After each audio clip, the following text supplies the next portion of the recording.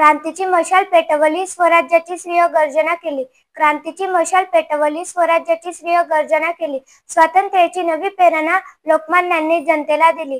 स्वातंत्र्याची नवी प्रेरणा लोकमान्यांनी जनतेला दिली. सन्माननीय व्यासपीठ, वंदनीय गुरुजन वर्ग आणि माझ्या मैत्रिणींनो, माझे नाव वैष्णवी आहे. सर्वांना माझा नमस्कार. आज मी आपल्या समोर स्वराज्य हा माझा जन्मसिद्ध अधिकार आहे आणि तो मी मिळवणारच अशी श्रेय गर्जना करून इंग्रजांना हादरवून सोडणारे थोर देशभक्त लोकमान्य टिळक यांच्याविषयी बोलणार आहे. लोकमान्य टिळक यांचा जन्म 23 जुलै 1856 रोजी महाराष्ट्रातील रत्नागिरी जिल्ह्यातील चिखली या गावी झाला. त्यांचे पूर्ण नाव बाळ गंगाधर टिळक असे होते. त्यांचे वडिलांचे नाव गंगाधर व आईचे नाव पार्वतीबाई असे होते. लहानपणापासून अतिशय हुशार आणि तल्लख असणारे टिळकांचे गणित व संस्कृत हे आवडीचे विषय होते.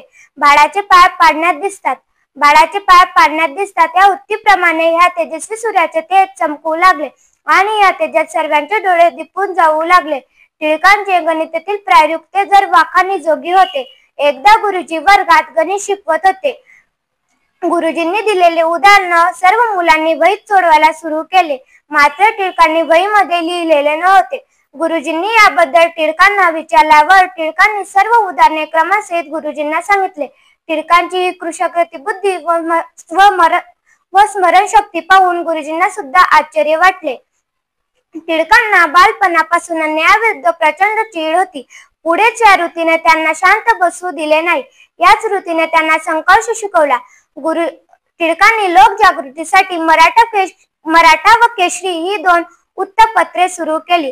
त्याचबरोबर सार्वजनिक गणेश उत्सव व शिवजयंती सुरू केली.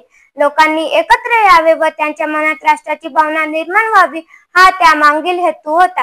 देशकार्य म्हणजेच देवकार्य हा विचार त्यांच्या भारतीय समाजामध्ये झुंजावा आणि इंग्रजांना सोडो की पळो करून सोडले. भारत मातेच्या अशा अनमोल रत्नाने 1 ऑगस्ट रोजी आजारपणामुळे निधन झाले. भारतीय समाजामध्ये असे थोर व्यक्ती आपल्याला लाभले याचा मला फार अभिमान आहे.